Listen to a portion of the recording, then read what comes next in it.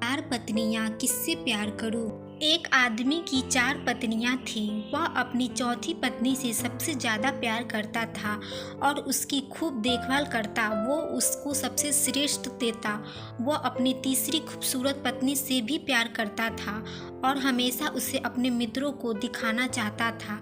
हालांकि उसे हमेशा डर था कि वह कभी भी किसी दूसरे इंसान के साथ भाग सकती है। वह अपनी दूसरी पत्नी से भी प्यार करता था। जब भी उसे कोई परेशानी आती तो वो अपनी दूसरे नंबर की पत्नी के पास जाता और वो उसकी समस्या सुलझा देती।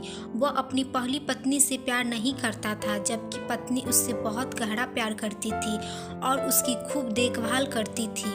एक दिन वह बहुत बीमार पड़ गया और जानता था कि जल्द ही वह मर जाएगा। उसने अपने आप से कहा, मेरी चार पत्नियां हैं, उनमें से मैं एक को अपने साथ ले जाता हूँ। जब मैं मरूँ तो वह मरने में मेरा साथ दे। तब उसने चौथी पत्नी से अपने साथ आने को कहा तो वह बोली, नहीं, ऐसा तो हो ही नहीं सकता, और चली गई। उसने तीसरी पत्नी से पूछा तो वह बोली कि जिंदगी बहुत अच्छी है यहाँ, जब तुम मरोगे तो मैं दूसरी शादी कर लूँगी। उसने दूसरी पत्नी से कहा तो वह बोली, माफ़ कर दो, इस बार मैं तुम्हारी कोई मदद नहीं कर सकती। ज़्यादा से ज़्यादा मैं तुम्हारे दफनाने तक तुम्हारे साथ रह सकती हूँ। अब तक उसका दिल बैठ सा गया और वो ठंडा पड़ गया। तब एक आवाज़ आई, मैं तुम्हारे साथ चलने को तैयार हूँ, तुम जहाँ जाओगे मैं तुम्हारे साथ चलूँगी। उस आदमी ने जब देखा तो वह उसकी पहली पत्नी थी।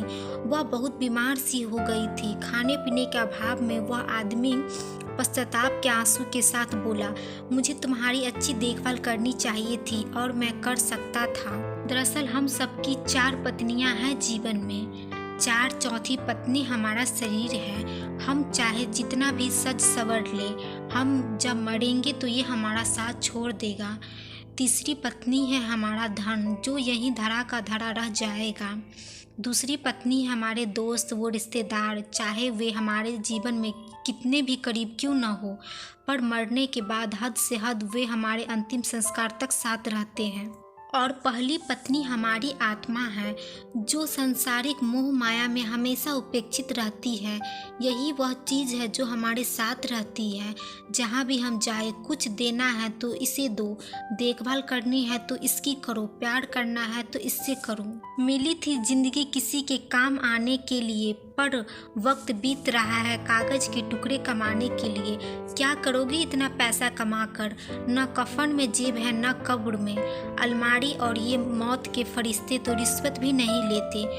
पर हित में अपना कमाया धन लगा दो, तन लगा दो, दूसरों की सेवा में मन लगा दो। सब कुछ ईश्वर के रूप